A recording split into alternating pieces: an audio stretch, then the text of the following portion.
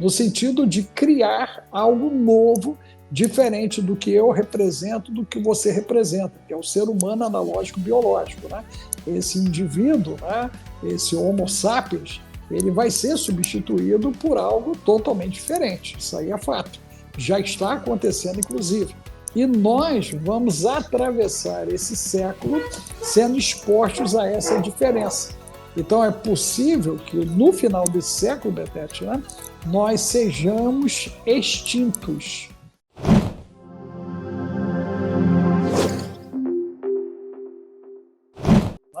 Eu publiquei, você deve ter visto lá, uma cirurgia feita pela inteligência artificial com sucesso de transplante de cabeça para um corpo doador. A pergunta é se você vai ser o corpo doador para eu botar minha cabeça aí no teu corpício, já que você é mais alto do que eu gostaria de ter essa altura que você tem, né? Então, você está disponível para me doar o teu corpo? Já é possível, a inteligência artificial já fez isso. Né? Eu postei a gestão artificial de fato, né? Sem nenhum tipo de implicação humana direta, e a máquina, né, gerando e gestando um ser humano sintético. Isso também já está entrando em escala de produção, já já. Nós temos aí a capacidade autorregenerativa, né? Você vê que a base, inclusive, né, de fornecimento de matéria-prima, né, a França já garantiu com o recém-aprovado, né, na Constituição deles, a questão do aborto.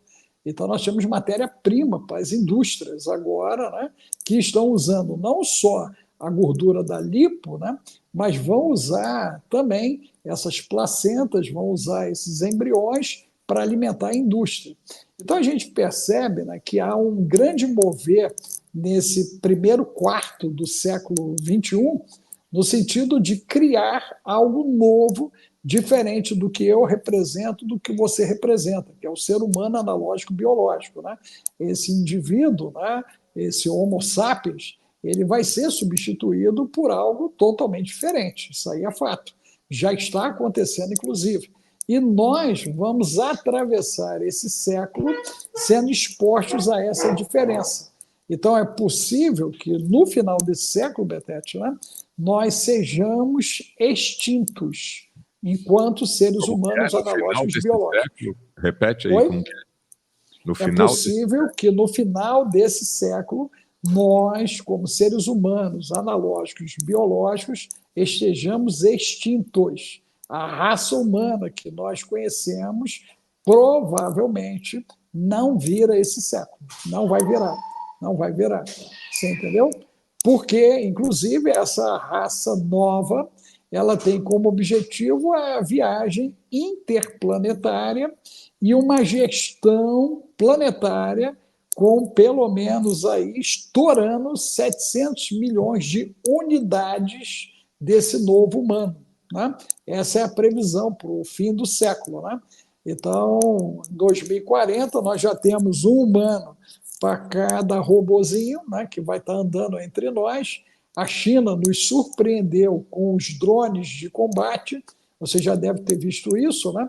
Eles criaram os cãezinhos com metralhadora, com lança-chama, né?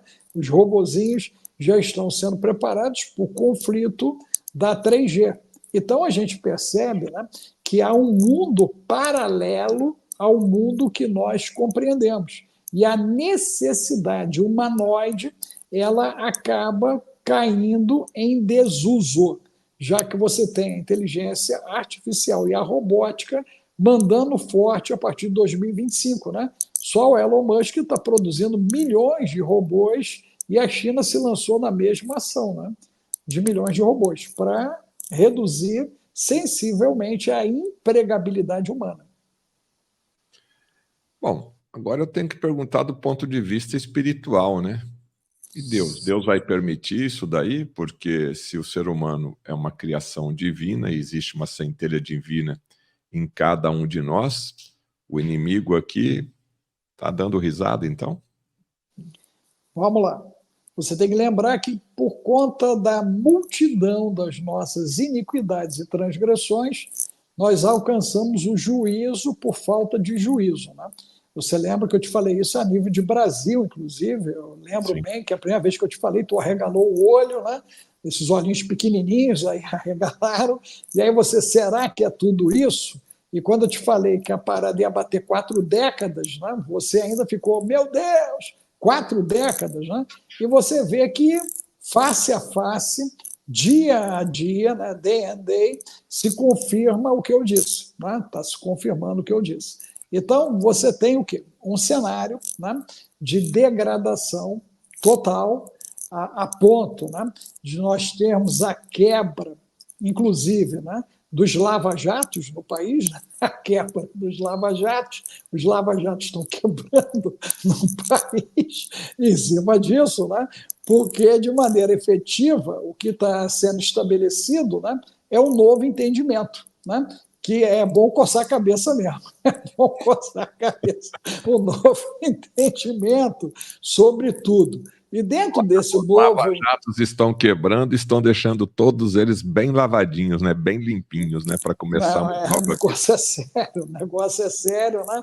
E é mais interessante, né? Porque na condição de ancião, né, a gente não podia imaginar nada disso em 80, e muito menos nos anos 90, e muito menos em 2010.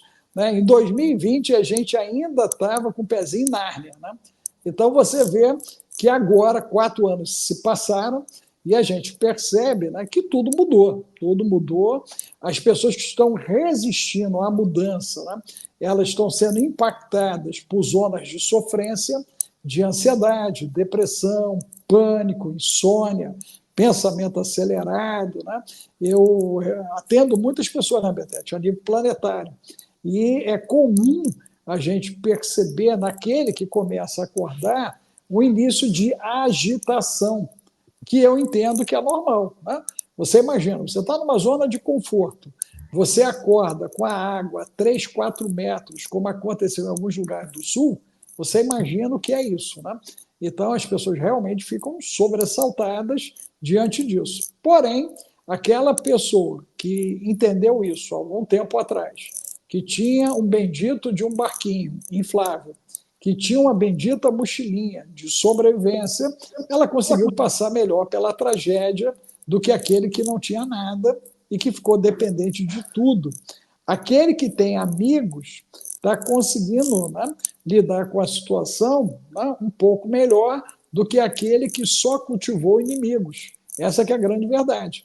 Então, a gente percebe que hoje é muito importante nós diminuirmos as nossas diferenças e entendermos a máxima de Sun Tzu na arte da guerra. O inimigo do meu inimigo é meu amigo. Observe que, mesmo com a tragédia, né, nós nos mantemos ainda muito polarizados em relação a alguns assuntos que não importam mais diante da lama fétida, da morte e da perda de tudo, inclusive da dignidade. Então, eu creio que está na hora de um repensar agir, de uma mudança de paradigma, e nós entendemos o paradoxo atual.